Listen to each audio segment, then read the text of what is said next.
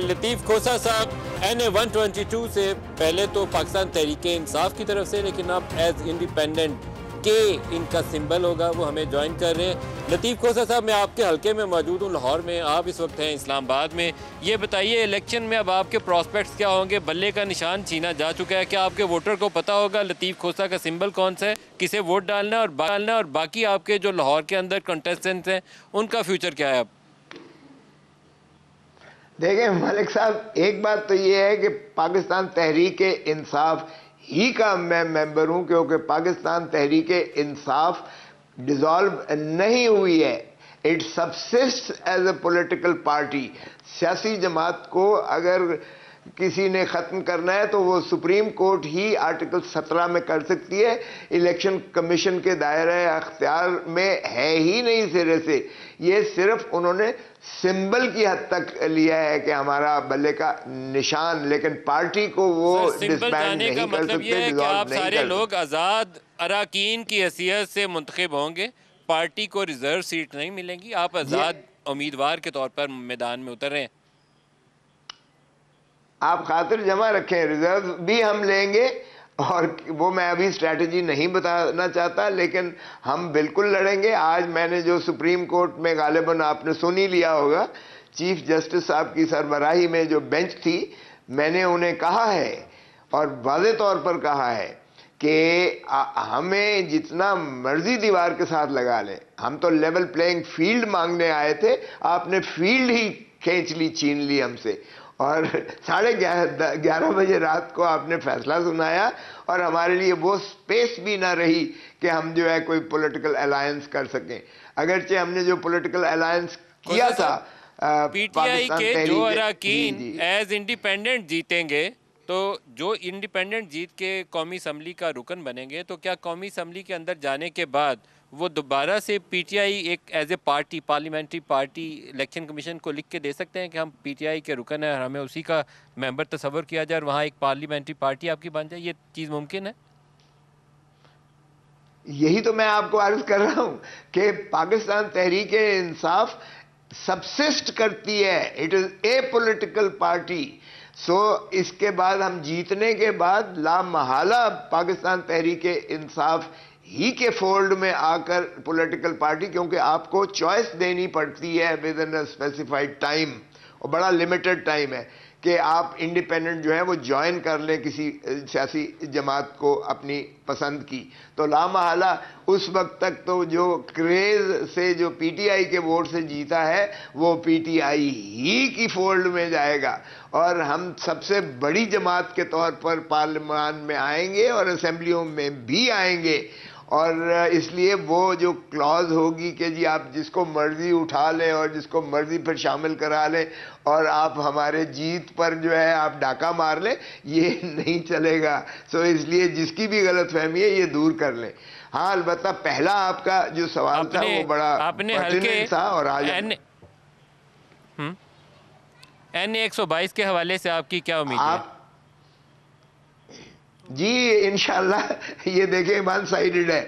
वहाँ अगर मेरी कोई ज़ाती वोट नहीं है, लेकिन ये इमरान खान के जो है टाइगर और टाइगरेसेस और पढ़ा लिखा तबका है। मेरा भी थोड़ा बहुत यकीनन एक कंट्रीब्यूशन नेशनल पॉलिटिक्स में मौजूद है, और मैं जहाँ भी जाता हूँ लोग मुझसे बहुत प्यार करते हैं और बहुत ज़्यादा मेरे साथ सेल्फियाँ खिंचवाते हैं और तस्वीरें खिंचवाते हैं और लगाते हैं अपने अपने हलकों में। लेकिन खान का असल वोट है, और इमरान खान का मैसिव वो ही हार्ट थ्रॉब, लोगों की दिलों की धड़कन है। आप देखेंगे कि खशो खासाक की तरह दूसरे लोग जो है वो बह जाएंगे, और इंशाअल्लाह उनकी ज़मानतें ज़ब्त होंगी। आप ज़रा आगे आगे चल के देखिए तो सही, भले हमें ये कैंपेन ना करने दें, भले हमें ये जलसे ना करने दें, लेकिन जो गम गुस्सा लोगों के जहनों में है और जो दिलों में है, और जो नफरत दूसरे जो मुक़्तदर हल्के हैं या जो PDM की जमातें हैं, और खसूसन पाकिस्तान मुस्लिम लीग नवाज के खिलाफ जो नफरत है, उसका इजहार आपको नजर आ जाएगा 8 फरवरी के इलेक्शंस में, और लाहौर सबसे ज्यादा वोकली इनको मुस्तरद करेगा। लतीफ़ खोसा साहब, best of luck, best wishes हैं आपके लिए। प्रोफेसर अब्दुल्ला भट्टी साहब हमारे साथ हैं। पाकिस्तान मुस्तकबिल के हवाले से और पाकिस्तान के जो लीडिंग पॉलिटिशियंस के हवाले से हम इनसे कुछ आरा लेंगे। कुछ रूहानी दुनिया के मामलात हैं जो भट्टी साहब आप देखते हैं। बहुत शुक्रिया, आप हमें ज्वाइन भी कर रहे हैं। स्टार्ट तो प्रोग्राम करना चाहूँगा पाकिस्तान के मुस्तकबिल के हवाले से। पाकिस्तान के हालात कब सुधरेंगे, कब बेहतरी की तरफ जाएंगे? पहली बात तो थैंक यू वेरी मच नदीप भाई, आपने मुझे ये मौका दिया। पाकिस्तान के हवाले से हर दर्दमंद शहरी जो है, जिसके अंदर दिल है, जो उम्मत मुसलमान के लिए दर्द रखता है, महसूस रखता है कि उम्मत मुसलमान में तब्दीली आए और पाकिस्तान अक़वाम आलम की रहनुमाई करे, अक़वाम आलम को लीड करे।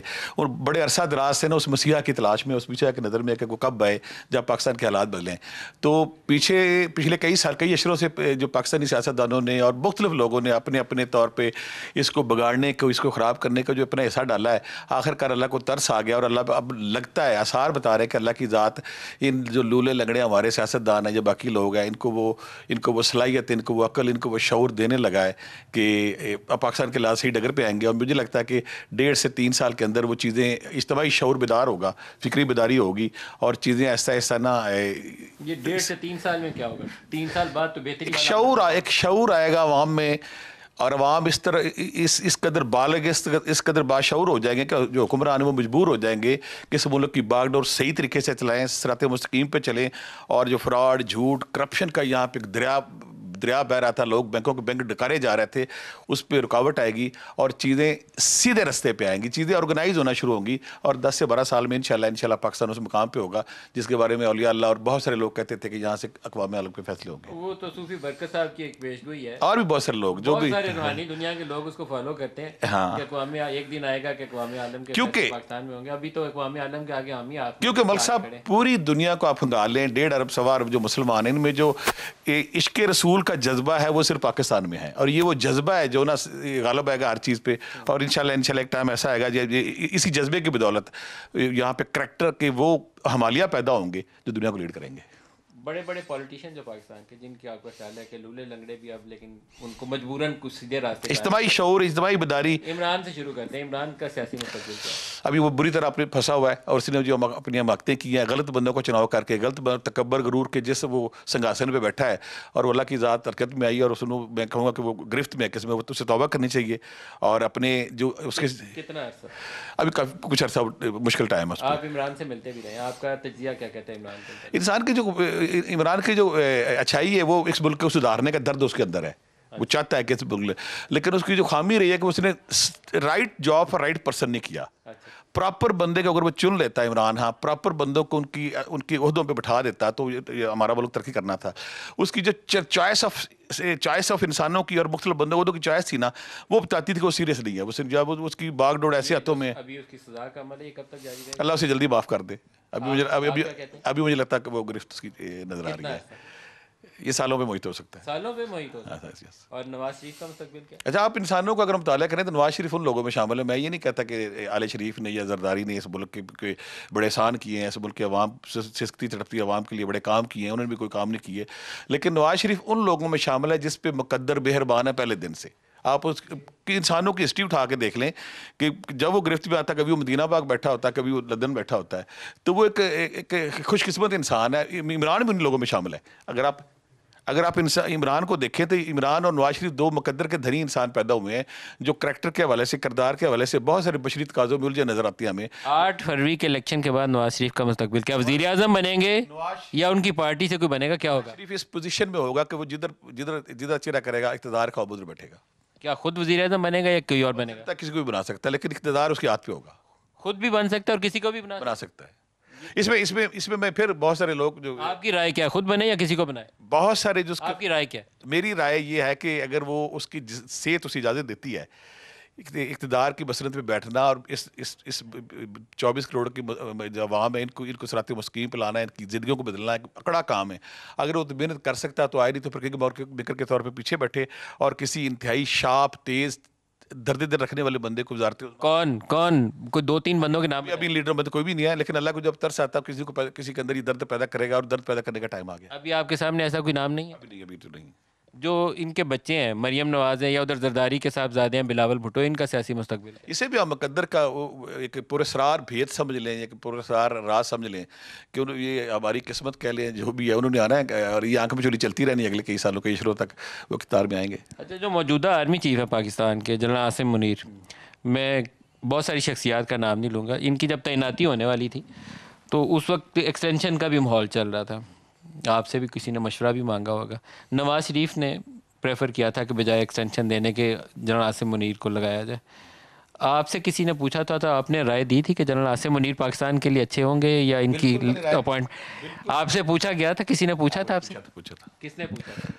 वो बड़े लोग हैं, तो मैं जिन्होंने पूछा था, ये कुछ लोग मेरे ज़ाती हल्के में जो लोग जानते हैं, मैंने उन्हें ये कहा था कि आसिम मुनीर साहब भी मुकद्दर के उस जोन में हैं, आप कुछ भी कर लें, मुझे इस डेट के बाद वो चीफ ऑफ आर्मी स्टाफ की वर्दी में नजर आते हैं। मैं कुछ भी आप कर लें। आसिम मुनीर, जनरल आसिम मुनीर पाकिस्तान के लिए उनकी तैनाती नहीं, दर्द दिल एक चीज़ है, लेकिन पाकिस्तान के लिए अच्छाई करके जाएंगे अपने टर्म में। और कोई हमाकत, कोई बेवकूफ़ी, वर्दी का कड़ाव, वर्दी का तफाखर, वर्दी का तकब्बर उनमें नहीं आएगा। वो इस दर्द दिल रखते हैं और कुछ ना कुछ करेंगे और आपको ये वक्त साबित करेगा जब जाएंगे तो इल्ज़ाम की लिस्ट उनके पीछे नहीं होगी। वो एक पॉजिटिव एटीट्यूड, पॉजिटिव रवैया, पॉजिटिव कारनामों के साथ और एक कुछ तगड़ी कोशिश करते हुए नजर आएंगे और उनके नामा माल में अच्छाई होगी।